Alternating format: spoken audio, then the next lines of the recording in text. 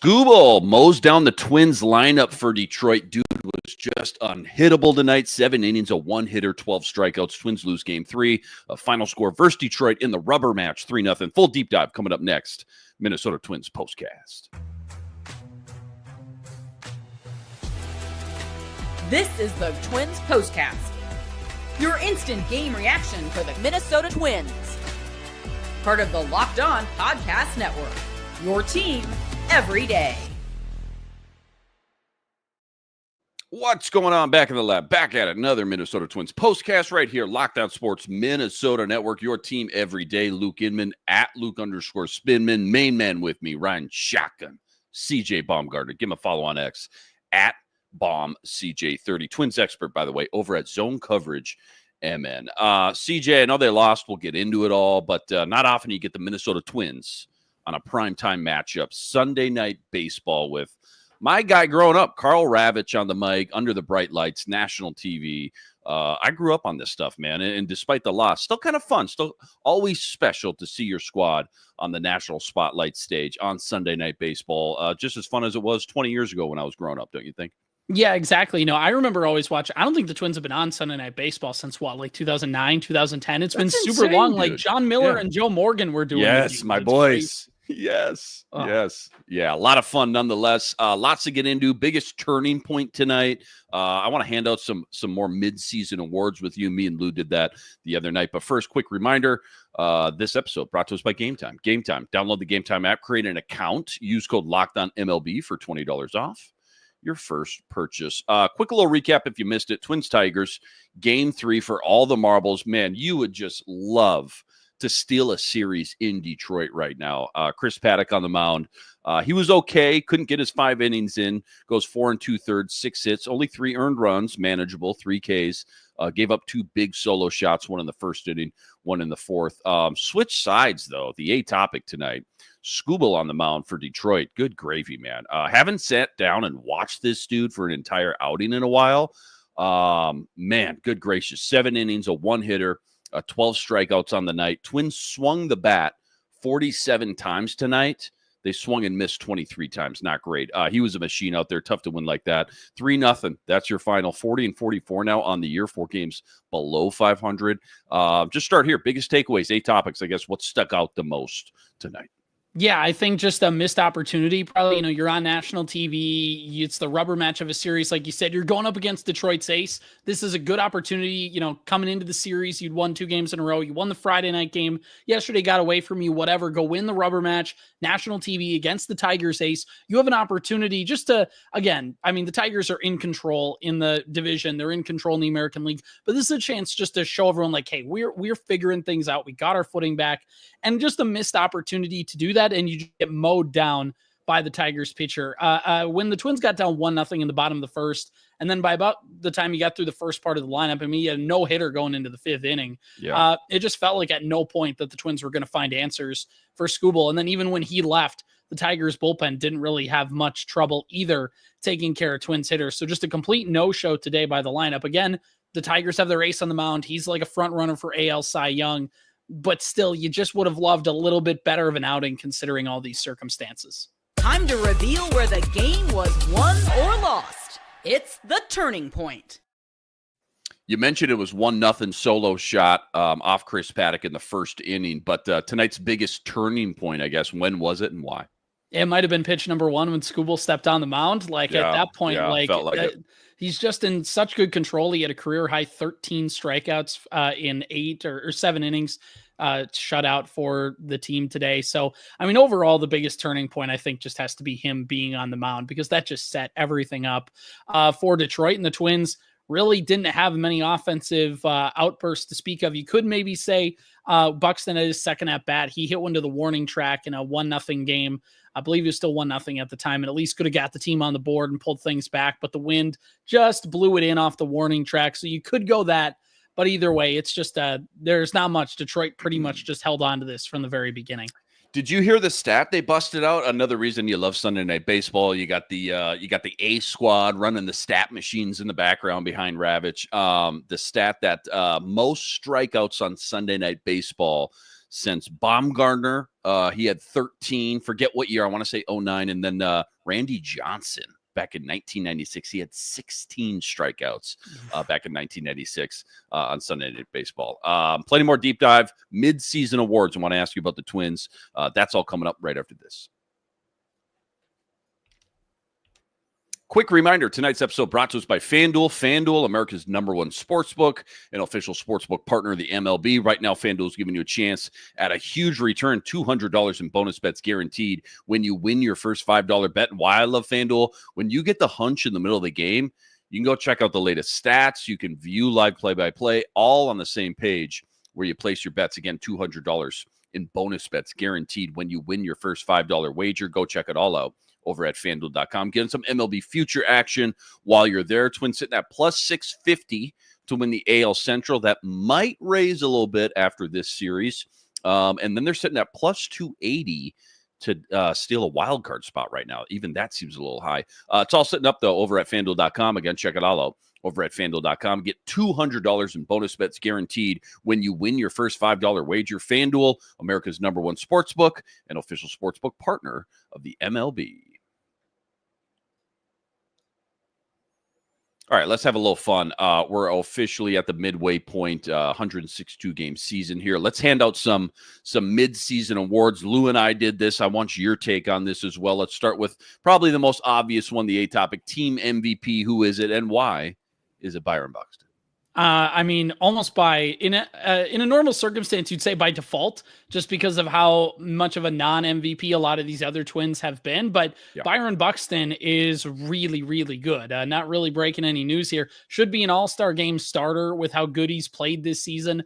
19 bombs through this point in the year. He's got some great defensive plays, and this is the most important part. He's been healthy for a majority of the season, missed a couple weeks going on the concussion protocol, but outside of that, he's been relatively healthy, relatively in the lineup, and contributing. It's just all came together for him this year. Unfortunately, the team really just hasn't helped elevate his play, but I mean, really, without a doubt, it's Buxton. Talk about the stolen bases. What's he up to now? I believe he still hasn't been thrown out running the bases, and I believe he's the only guy in the league that's stolen more than 10 bases that hasn't been thrown out as well. 31, right? Just turned 31. Talk about just the elite. I mean, top 5-ish in the league when it comes to pure speed and athleticism in this league. Yeah, I mean, he's like 1 and 2 with Bobby Witt Jr., maybe Ellie De La Cruz in there as well. Like, he's in just kind of a tier of his own. Byron Buxton right now with 15 stolen bases so far on the season, and he has not, like you said, been caught stealing at all. So overall, he's been playing really, really well. Maybe you could be a contrarian, by the way, in the MVP. You could say Pablo Lopez, considering the pitching staff has fallen off without him, but nobody has come close to what Buxton has done this year. Most improved player. I feel like this one's a little bit more wide open. Who is it for you and why? I think I got to go Brooks Lee. I think because of just the way he ended last year. He came in right away, had a few good weeks, then got hurt, and then missed some time, came back. It wasn't super productive. And even though the numbers aren't, his OPS isn't quite up where you want it to be at, he's not quite getting extra bases, and he's not a guy that's going to draw huge power. So he's a guy that's going to rely on some doubles, and he hasn't quite gotten them yet.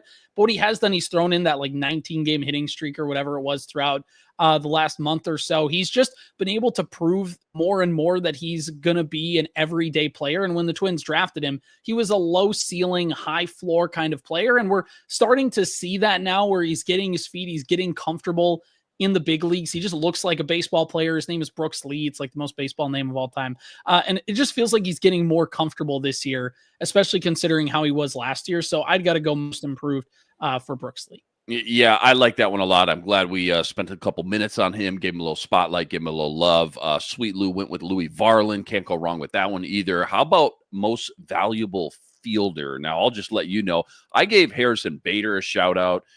He made me look good tonight. I think it was the 7th inning, made another, runners on first and second, by the way, made another diving, just highlight reel catch in left field, showing off that gold glove skills that he used to have in center field. But obviously, Carlos Correa seems to be kind of the obvious one. Even maybe Buxton you can make a case for as well.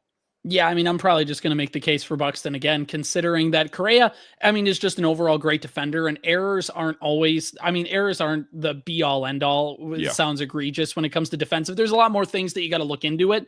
But also, he has committed a decent amount of errors this season. And just overall, he's good. He's one of the best shortstops in baseball defensively, just not quite as sharp as he's usually been. But Byron Buxton has played like one of the best center fielders in baseball. So I got to go with Byron Buxton as the team's best defender. All right, last one here. Kind of tough, but I had to fling it out. Most valuable rookie. Not a lot of options here, but for you, who is it and why? I mean, I think if we just want to go myth, I mean, it's got to be Luke Keyshaw, considering he came up, played really well, got hurt, hit by pitch. Of course, still going to be out for a little bit yet, but he came in right away. And again, he was one of those prospects. He's a top 100 prospect coming into the season. He was a high ceiling guy that you could just expect to come in and slash you some singles and spray the ball around, play good defense, and run. And he did a lot of that in the first week. Doesn't mean he's going to just come back and do that immediately, but really like what I saw to him. And again, just there hasn't really been a lot of rookies that have come out and really kind of made your eyebrows raise. So kind of Keyshaw by default, but I'd have to go with Luke Keyshaw. I know the Twins are struggling here a little bit, so this is going to be easy to kind of pick holes at, but how do you feel about just right now, Carlos Correa and his contract? 30 years old. He's in year 3, got here in 2023. This is the most they're going to pay him in his contract. 33, 34 is about what he's going to average the next couple of years, but he's making $37 million. Now, I know you mentioned still one of the best fielding shortstops in the league, has not really produced up to his level that we're expecting from him, especially with his contract at the plate. But just how do you feel about it, knowing that we're such a small market team? The GM, the owners are always, penny pinching. Would you rather spread that money out a little bit, or is that too easy to say just because we're obviously not, I guess, I don't want to say competing, but just not winning like we hoped we would? Yeah, I mean, it's a really interesting conversation because there's a lot of different ways you can look at it. Like you said, if you just look at the player in a vacuum, I think the Twins have gotten a really good shortstop. He's played great defense, and the hitting hasn't quite been there all the time. But you look at where he was last year before he got hurt. He was an all-star, having one of the best seasons of his career. We've seen at times the Byron Buxton that's worth the $20 to $30 million a year. We've also seen just a lot of him being hurt or him just being non-productive. I think overall with Carlos Correa, I know there's a lot of people that are mad about the contract and mad about the thing. I'm not really. I really love having Carlos Correa on this roster, warts and all. But yeah, I mean, it's hard to look at his contract when you look at the way that the team had pinched up payroll less than a year after signing him to that big contract, because you think of the ways that they could distribute it out and disperse it into all these different things. But at the end of the day, I still think that I still am not upset with the Carlos Correa contract. But that being said, it certainly has not been, the Twins certainly haven't gotten the full value out of what they've expected when they re-signed Correa to that long-term deal. Yeah, well said there. A nerdy stat of the day. You got any crazy stat, crazy analytic Twins related tonight? Yeah, this one's courtesy of Twins Radio. Chris Atterbury mentioned this at the very end of the broadcast. Tarik Skubal has now won his last 10 decisions in a row, putting him in Detroit Tigers company that only includes Justin Verlander and Max Scherzer. Wow, unbelievable. Yeah, we saw on full display tonight exactly what makes him so dominant. That's for sure.